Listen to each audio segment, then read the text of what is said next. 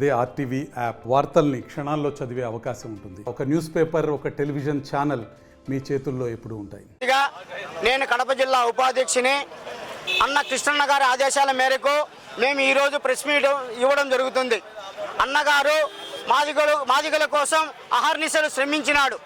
అలాగే అన్నగారి దృష్టికి సమస్యను తీసుకుపోతే మీరు ఇవాళ కలెక్టర్ గారిని కలవని చెప్పి కృష్ణన్న గారు మాకు ఆదేశించడం జరిగింది. ఆయన ఆదేశాల మేరకు మేము ఈరోజు ఈ ప్రెస్ మీట్ ఏర్పాటు జరుగుతున్నది.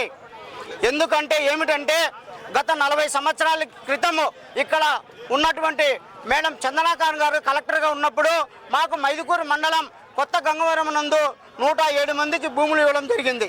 ఆ భూములు ఇచ్చినప్పటికీ మాకు ప్రభుత్వం ఎటువంటి సౌకర్యం కల్పించడం కానీ, ఉపాధి కల్పించడం కానీ, భూములు చదువు చేసుకోవడానికి అడ్డతీర్లు కానీ ఎటువంటి విధానం మాకు న్యాయం చేయలేదు.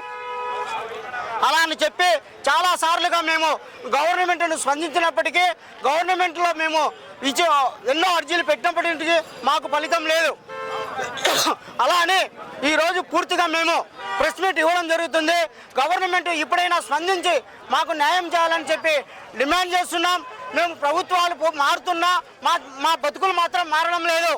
ఎందుచేత మేము చేసిన అన్యాయం ఏంటి?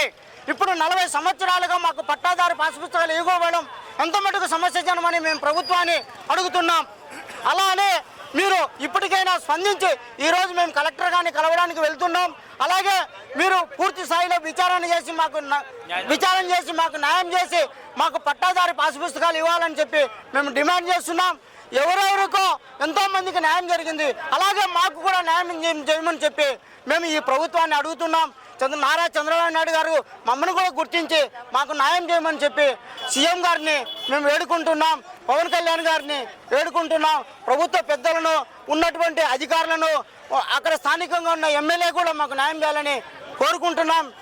మరిన్ని వీడియోస్ కోసం ఛానల్ ని సబ్స్క్రైబ్ చేయండి. లేటెస్ట్ అప్డేట్స్ కోసం వాట్సాప్ ఛానల్ ని ఫాలో చేయండి. అండ్ లింక్ డిస్క్రిప్షన్ లో ఉంది.